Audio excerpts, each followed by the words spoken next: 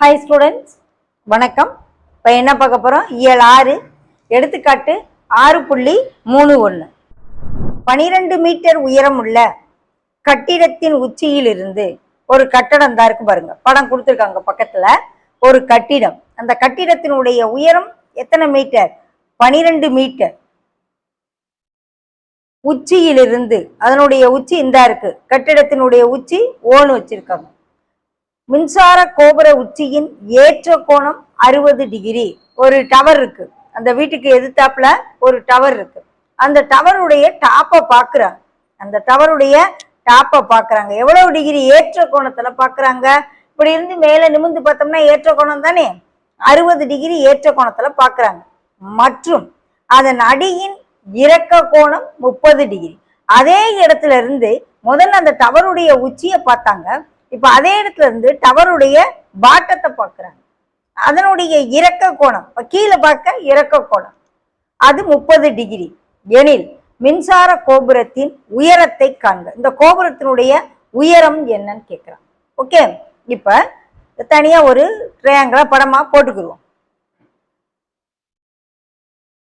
இதுதான் டவரு, இது கட்டிடம். ஓகே, இது கோபுரத்தினுடைய உயரம் தான் கேட்குறாங்க. ஹைட்னு வச்சுக்கிடுவோம். இந்த கட்டிடத்தின் உயரம் 12 மீட்டர்.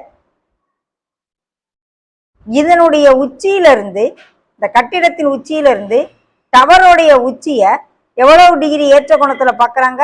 60 டிகிரி ஏற்ற கோணத்துல பார்க்குறாங்க. அதே இடத்துல இருந்து டவருடைய கீழே பாட்டத்தை பார்க்குறாங்க. அது எத்தனை டிகிரி கோணத்துல பார்க்குறாங்க? 30 டிகிரி இறக்க கோணத்துல பார்க்குறாங்க. அப்ப இந்த மின்சார கோபுரத்தின் உயரம் என்னன்னு கேட்கிறோம். ஓகே, அப்ப பி டேஷ்னு வச்சுக்கிடுவோம். இதான் மின்சார கோபுரம்.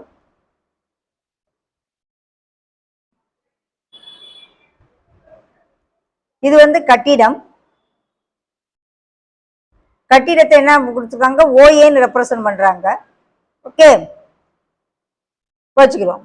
இதுல இருந்து இது முடிக்க ஓஏ 12னா இதுவும் என்னது? 12 தானே, சரியா? இது ஃபுல்லும் ஹைட்னு எடுத்திருக்கேன்.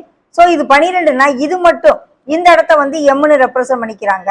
ஸோ பிஎம் மட்டும் கேல ஹெச் மைனஸ் 12 போட்டுக்கு. ஓகே, இப்போ ஒவ்வொரு ட்ரையாங்கிளா எடுத்து கணக்கு செய்வோம். முதல்ல இந்த சின்ன முக்கோணத்தை எடுத்தா இது 30னா இது உள்ளதிர் ஒத்த கோணம் ஆயிரும்ல, இதுவும் 30ன்னு ஆயிரும். ஓகே, அப்ப முக்கோணம் ஓஏபி டேஷில், எப்படி? ஓஏபி டேஷில் இது எழுத்த பக்கம், இது அடுத்துள்ள பக்கம், இதை எக்ஸ்ன்னு வச்சுக்கிறோம். ஸோ எதிர்பக்கம் பை அடுத்துள்ள பக்கம்னா tan 30 is equal to எதிர்பக்கம் பை அடுத்துள்ள பக்கம். tan 30க்கு மதிப்பு 1/√3. ஓஏ என்ன கொடுத்துருக்காங்க? 12ன்னு கொடுத்துருக்காங்க. ஸோ ஏபி டேஷ், அதாவது அந்த கட்டிடத்துக்கும் அந்த டவருக்குமான இடைவெளி, தொலைவு, cross multiply. So AB dash is equal to 12√3. இந்த டிஸ்டன்ஸ் 12√3. இது 12√3னா அப்ப இதுவும் 12√3. So AB dash is equal to OM, that is equal to 12√3. Okay, இது 12√3னா இதுவும் 12√3. அப்புறம் இந்த முக்கோணத்தை எடுப்போம். அடுத்து ஒரு முக்கோணம் இருக்கு இல்லையா, ஓஎம்பி. இந்த முக்கோணம் இதுல இது 60 டிகிரி.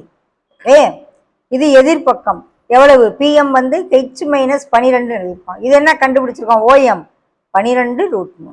ஓகே, முக்கோணம் ஓஎம்பியில் tan 60 எதிர்பக்கம் பை அடுத்துள்ள பக்கம். ஓகே, tan 30 மதிப்பு √3. PM H minus 12 by OM 12√3. Okay, cross multiply 12√3 into √3 is equal to H minus 12. So 12√3 into √3 3 ஆகும். 12 3 36.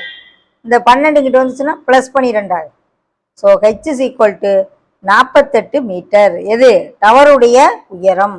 ஸோ மின்சார கோபுரத்தின் உயரம்